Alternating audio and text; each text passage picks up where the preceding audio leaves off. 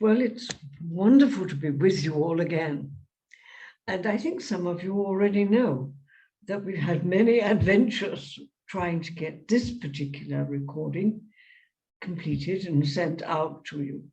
So it must have a message if we have the patience to look for it somewhere. It's all a little different. The world around us, the values that some people have, the challenges we're getting, we know this. We're still living in turbulent times, unexpected times. And I hear too often, and so I'm sure to all of you, somebody saying, oh, well, if it's all right by then. Well, it's the thing that as satsang members, we're trying to reverse an attitude behind that says, if we sit back and do nothing, it will all be all right. Whereas in actual fact, with our satsang commitment, with our commitment to humanity, we've said, no, it's up to us. What is needed? What can we do to help? And so here we are, once again, in spite of the many difficulties you will never know of, but we know, trying to do this video for you, we're trusting that somewhere there will be a message that is helpful to most of us. If you look at the title that this was given, it was also a little unusual. The Power of Powerlessness. A few people who'd heard that or read it just before we began the recording to you said, oh, not too sure that they'd heard this correctly. But yes, this is the title, The Power of Powerlessness. You know the series of monthly reflections that we're doing together are meant to be linked. Each recording, each time we pull away from our daily confusion and life and demands and start to reflect on the theme individually and then together, and passing it on to people we don't know very well, perhaps, as part of our work of helping the world. Every time we do that, we are moving closer to reality. We're moving deeper and deeper into a life of pure faith, of spiritual existence, of monasticism. And those of you who have been following these series and making the reflections together with us all have realized that very strongly recently. So here we go again. We've taken up, for the first time, we've taken up a title we've used before, because we had this title nearly 2 years ago when we talked about power, and we took the question, what power is in you? It was a question, if you remember, that was in the book from the Upanishads, one of our famous scriptures. And you remember that in all these most famous and most powerful Eastern scriptures, you usually refer to the children. And this puts this in the setting of what we would say would be a group of children playing with each other. I'll just give the outline again for those of you who remember it, and to stimulate those of you who didn't hear it in the first time, to go back in the archive records of videos and find the one of what power is in you and read it. And this one, the recording we do today, the reflection we do today, builds very clearly on that one. So here we are. In the one from the story from the Upanishads, it goes back to a group of children, not in this case, to a group of children who might be hearing the story of their history. But the story is simply this. There has been a battle between the powers that run the earth, that control the earth. And the battle having been won, those who were the victors, the heroes, are celebrating. And in the celebrating and the good time, as very often happens in meetings, you know, there is a discussion as to really who was the winning person or personality. And in the discussion, the wind or storm said, no, of course, it was really my power that won the battle. And fire laughed and said, not nonsense. I'm the greatest power that exists. My power is always the winning power that we have, etc., etc., etc.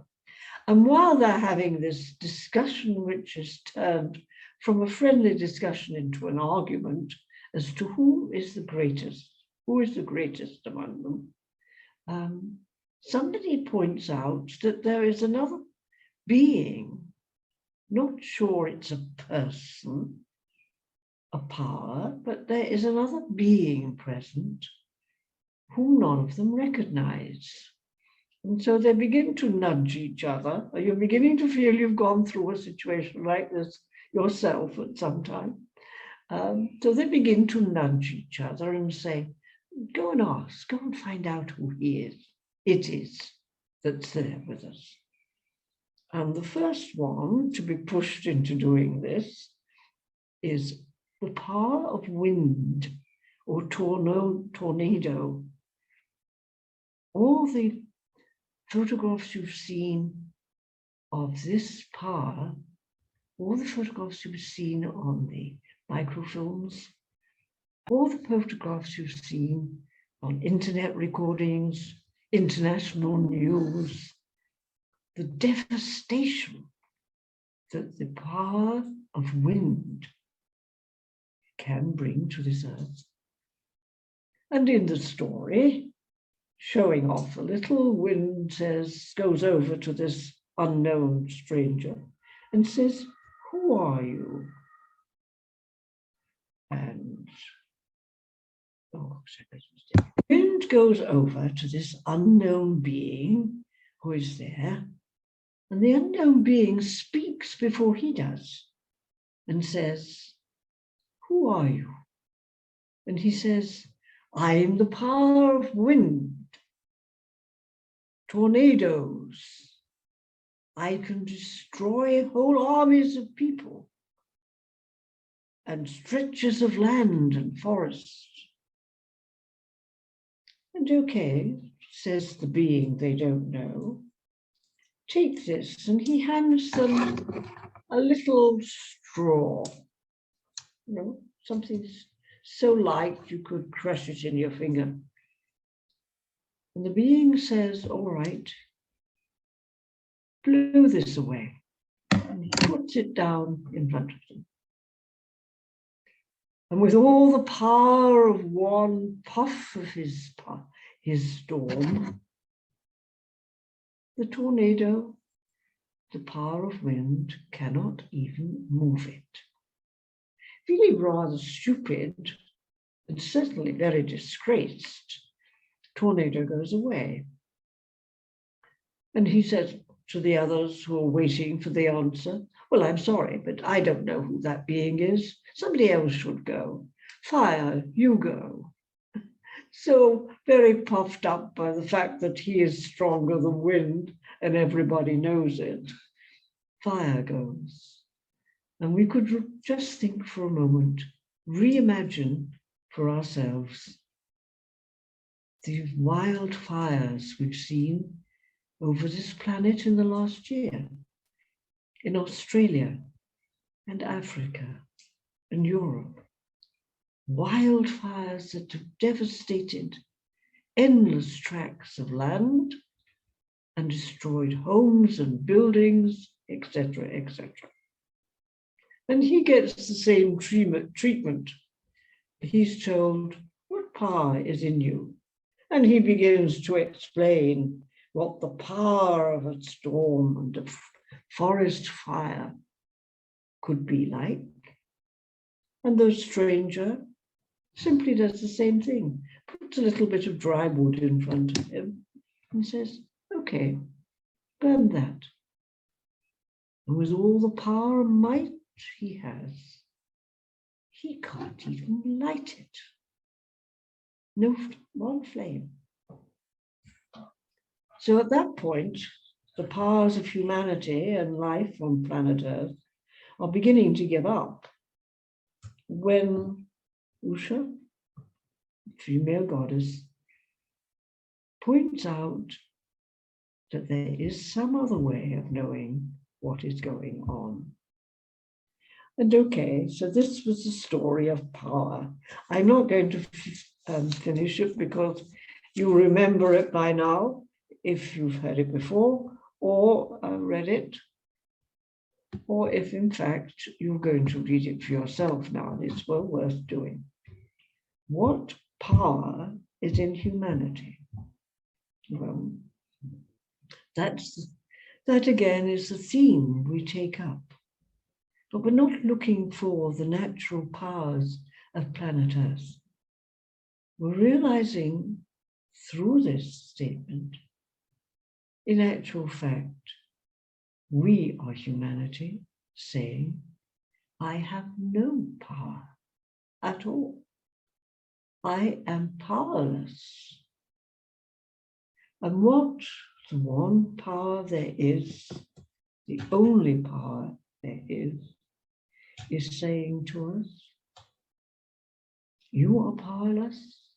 I alone can work through you and in you and set power of life out to work on this planet. It's also saying the reason you are powerless is because you cannot, in actual fact, create anything. You cannot bring anything into existence. You can try and change, improve, strengthen whatever powers exist, whatever beings exist. But no human being and no power on this planet, on this earth, can bring any power into existence. We cannot create. We are powerless to the fullest extent. Okay, now if we are so powerless, how can we have something to look at which we call the power of powerlessness? It's not that because we are powerless, we have power. It's because we are powerless that we have power, because we simply cannot do anything. And when we realize that we cannot create, and we cannot do anything of our own power, we surrender to the only power there is. And through that active, joyful surrender to the real power that is in here, the power moves through us. And we joyfully let that movement go, and we do not try to resist it. Now, you can find some example in your own life of when you have learned this, so that it comes out of the realm of stories and language, but just a little example of your own life. When I've realized that I cannot make this happen, that I cannot change a situation, because the one power that does exist, and we've called it God or by 1,000 names, the names are not important. The reality is, because we have recognize the power is there. When we surrender our rather childish and futile efforts to pretend we have the power or we share God's power, we are let free of our ego, self-strength, our ego's pride that says, I can do this with God. No. There is only the one reality, which we have called God by many names, the one reality that can create, that has the power. And we only know that when we allow ourselves to exist in the truth of the fact that we are powerless. So there is a great joy in discovering that I cannot, but I rejoice in the fact that God can and does, and brought me into existence. And everything else and everyone else around me. To watch and enjoy that power at work in the way my little finger moves on the desk, or the way my grandmother can still run down the kitchen, or some person can create, see, I've misused the word, as we do it all the time. But some person has the ability to recognize music and the skill to make it available for us to hear. But he doesn't, or she does not create the music. Music is. This you can say, well, to a certain extent, we could be at least co-workers with God.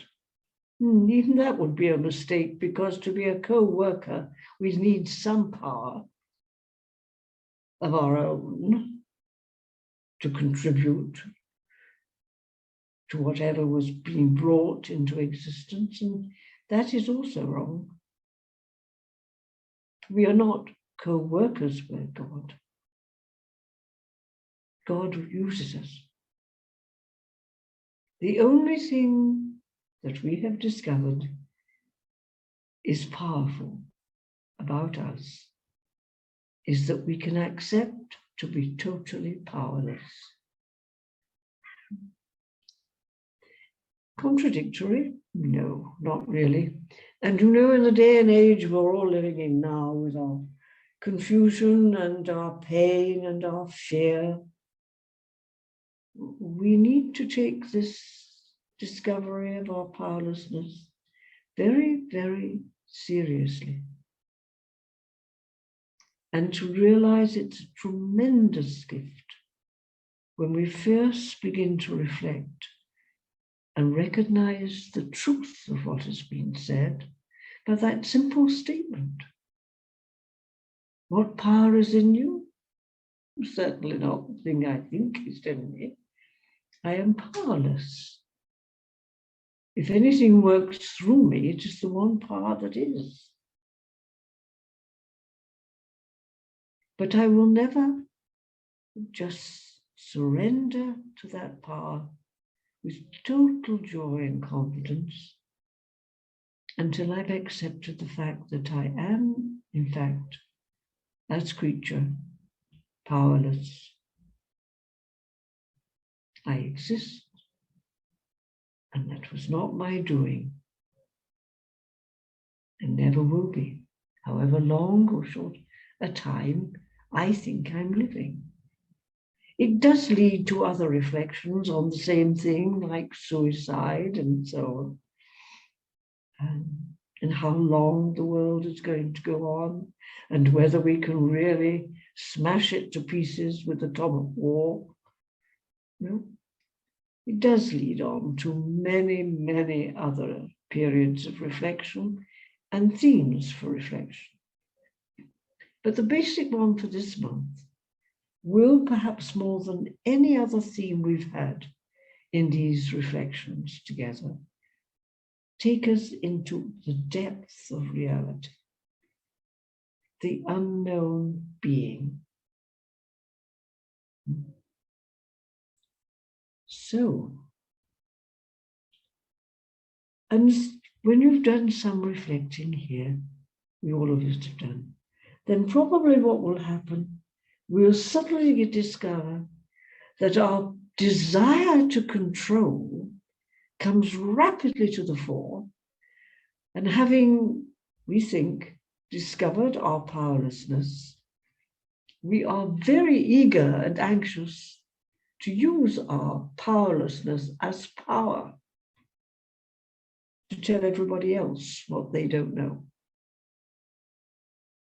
You know, we can almost hear the stars laughing because they know what we have not yet recognized, but we also know.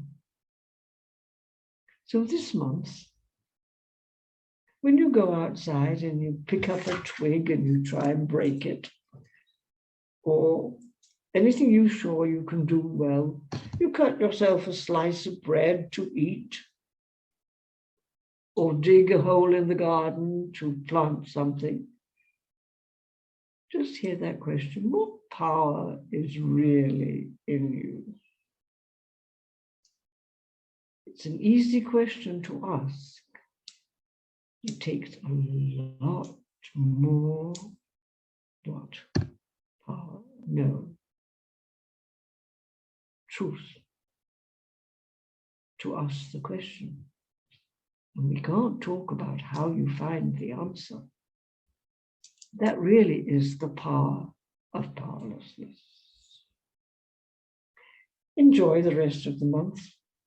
Enjoy your reflections. And see what this is going to put me in an entirely different place in my reflections. And that's right. That's what's happening at this particular period of humanity's development. We're moving into new places. This one is powerless.